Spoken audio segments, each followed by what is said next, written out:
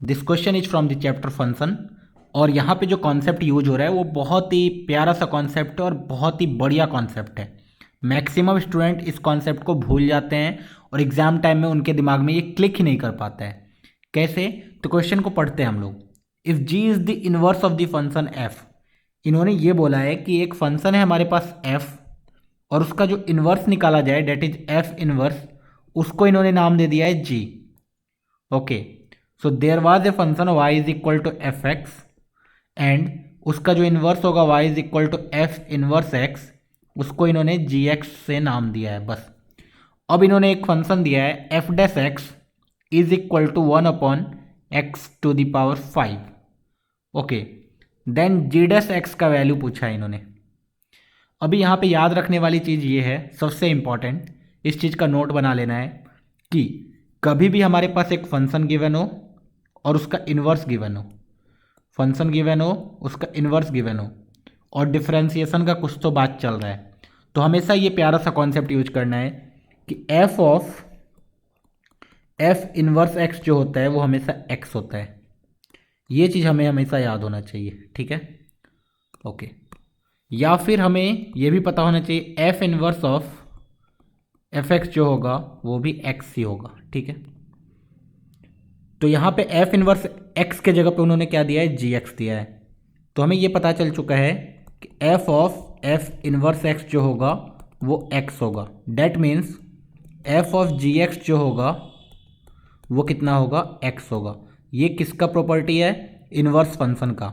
ये inverse function का property है कि F of F inverse x हमेशा एक्स के बराबर ही आता है। ओके, तो अब देखो यहाँ पे ध्यान से, जब भी यहाँ पे डिफ्रेंसिएशन का बात चलेगा, इन्वर्स का डिफ्रेंसिएशन या फिर फंक्शन का डिफ्रेंसिएशन, हमेशा हम लोग ये वाला कॉन्सेप्ट यूज़ करने वाले हैं। इससे फ़ायदा क्या होता है, हमें बिना इन्वर्स निकाले उसका डिफ्रेंसिएशन पता चल जाता है। जैसे सपोज हम लोग यहाँ से एफ डैश एक्स से बहुत बच्चे कंफ्यूज हो जाएंगे कि मुझे पहले क्या फाइंड आउट करना पड़ेगा, फंक्शन निकालना पड़ेगा। फंक्शन निकालने के बाद मुझे उसका इन्वर्स फाइंड आउट करना पड़ेगा। अब इन्वर्स फाइंड आउट करने के बाद उसका डिफ्रेंसिएशन निकालेंगे। ये मेथड तो हमें करना ही नहीं है। हम लोग क्या करने वाले हैं, हम लोग ये करने वाले हैं कि जब भी फंक्शन और उसका इन्वर्स गिवन हो तो हम लोग इस कॉन्सेप्ट को यूज करने वाले हैं। अभी सोचो एफ ऑफ जी एक्स अगर एक्स के बराबर है, अब मैं दोनों साइड इसको डिफ्रेंशिएट कर दूं तो क्या आने वाला है, चेन रूल से F dash of G X multiplied by G dash of X is equal to 1, ऐसा आएगा।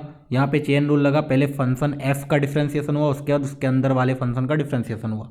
ओके, तो यहाँ से जी डैश एक्स की वैल्यू आ गई 1/f dash of G x, और हमें पता है ऑलरेडी कि F dash of X is 1/1 plus X to the power 5।